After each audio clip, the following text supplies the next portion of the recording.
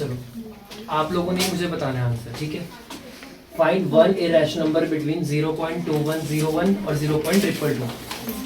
हम लोगों को एक बात बताएं, इरेशनल नंबर कौन से होते हैं? Non terminating, non repeating. तो इन दोनों के बीच में एक इरेशनल नंबर हमें फाइंड आउट करना है, सी बार।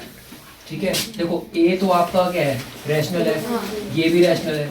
अगर आप ध्यान से देखो तो ये 0.220, 100, 100 एंड 1 एंड सो ऑन, ये एक ऐसा नंबर है जो आपका क्या नहीं हो रहा, जो आपका टर्मिनेट नहीं हो रहा, जो आपका एक non terminating, non repeating number है। तो हमारा इन दोनों के बीच में जो इरेशनल नंबर हो गया वो कौन सा हो गया? आपका सी पार्ट।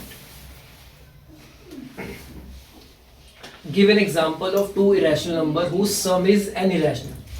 हमें ऐसे दो इरेशनल नंबर देने हैं जिनको ऐड करने पर इरेशनल ही आए। अगर आप इन दोनों को ऐड करके देखो, अगर आप इन दोनों को ऐड करोगे तो ये 0 आ जाएगा, इन दोनों को ऐड करोगे तो भी 0 आ जाएगा, पॉजिटिव नेगेटिव कट जाएगा। अच्छा, इन दोनों को ऐड करोगे 3 + 2 आपका 5 आ जाएगा। और अब मुझे बताओ कौन से दो ऐसे इरेशनल नंबर है जिनका सम इरेशनल आ रहा है? एक सी आ रहा है, ठीक है। ये दो नंबर है जिनका सम करने पर क्या आ रहा है? इरेशनल, क्योंकि 0 हमारा रैशनल नंबर होता है। तो इसका आंसर हमारा कौन सा हुआ? सी बार। Give an example of two rational number whose sum is rational. अब हमें बताना है ऐसे दो रैशनल नंबर जिसका सम रैशनल हो, जिसका सम रैशनल हो। अगर आप इन दोनों को ऐड करोगे तो ऐड ही नहीं होंगे, इन दोनों को ऐड करोगे ये भी ऐड नहीं होंगे। अगर हम इन दोनों को ऐड करेंगे तो +√5 -√5 क्या हो जाएगा? 0। तो इस 0 आने का मतलब 0 हमारा क्या है? Rational number. इसका मतलब ये दो ऐसे इरेशनल नंबर है जिनका सम करेंगे तो हमारा क्या आएगा? Rational number. तो सी पार्ट हमारा इस क्वेश्चन का आंसर है। अब हमें क्या करना है, इसमें रैशनलाइजेशन करनी है, ठीक है। रैशनलाइजेशन कैसे करोगे आपको पता है। अब आप इसको रैशनलाइज करो, रैशनलाइज करने के बाद इसका आंसर देखते हैं क्या आता है। अगर आप 7+, इसमें आपको दोनों को रैशनलाइज करने की जरूरत नहीं है, आप सिर्फ एक पार्ट को रैशनलाइज करो। आप 3 - √5 से क्या करो? मल्टीप्लाई करो। नीचे क्या आ जाएगा? नीचे a² - b² की आइडेंटिटी लग जाएगी। ऊपर आ जाएगा आपके पास 7 3 = 21, 7 - 7√5, 3 3 = 9√5, √5 × √5 5, 5 3 = 15 -15। तो ऊपर आ गया 21 - 15, 6 7√5 माइनस है और इधर से 9 प्लस 2√5 अपॉन नीचे 9 - 5 4। उसका आंसर क्या आएगा? 6 - 2√5 अपॉन 4। एलसीएम आपके पास 4 आ गया। 6 + 2√5 - 2√5 + 6 यही आ गया -6। तो ये कट गया 6 - 6 0, 0/4 साइन चेंज -6 + 2√5 यहाँ पे प्लस आएगा।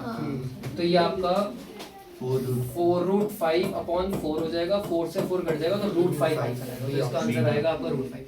मतलब एक पार्ट को रैशनलाइज कर दो, दूसरे का आंसर उसका साइन में अपोजिट आ जाएगा।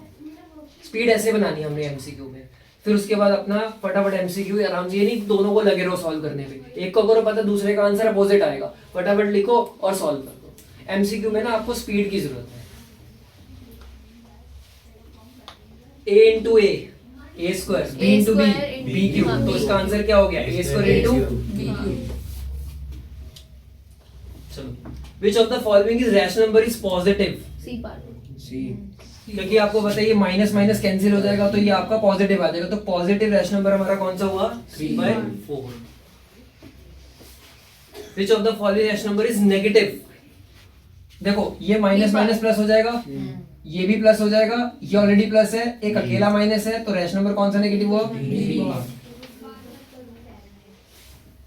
A number of the form p/q is said to be rational number if p and q are the integer, p and q are the integer and q not equal to 0, p and q are the integer and p not equal to 0, and p and q are the integer and p not equal to 0 and q।